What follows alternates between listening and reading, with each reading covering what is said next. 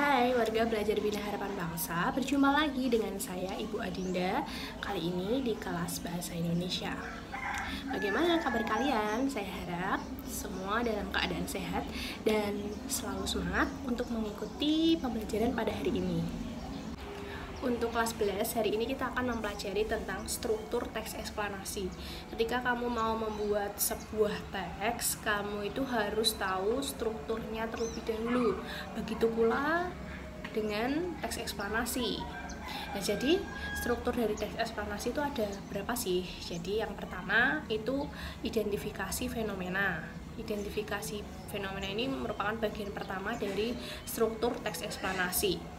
Nah, identifikasi fenomena ini dapat dipahami sebagai penjelasan dari sebuah teks eksplanasi tentang gambaran umum suatu fenomena atau peristiwa alam yang akan dibahas. Ya, yang akan dibahas gambaran umumnya itu seperti apa. Karena pertama, berarti bagian ini terletak di awal teks eksplanasi dan biasanya digunakan untuk mengenalkan proses terjadinya sebuah fenomena tersebut. Yang kedua yaitu rangkaian kejadian. Rangkaian kejadian itu bagian dari teks eksplanasi mengenai penyebab sekaligus akibat yang dapat terjadi dari fenomena tersebut. Artinya dia mengandung unsur sebab akibat. Nah, kemudian yang ketiga yaitu interpretasi.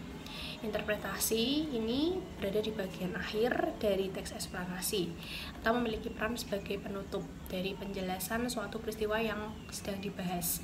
Selain itu, interpretasi itu juga memuat pembahasan tentang ulasan atau penarikan simpulan dari penulis tentang peristiwa tersebut.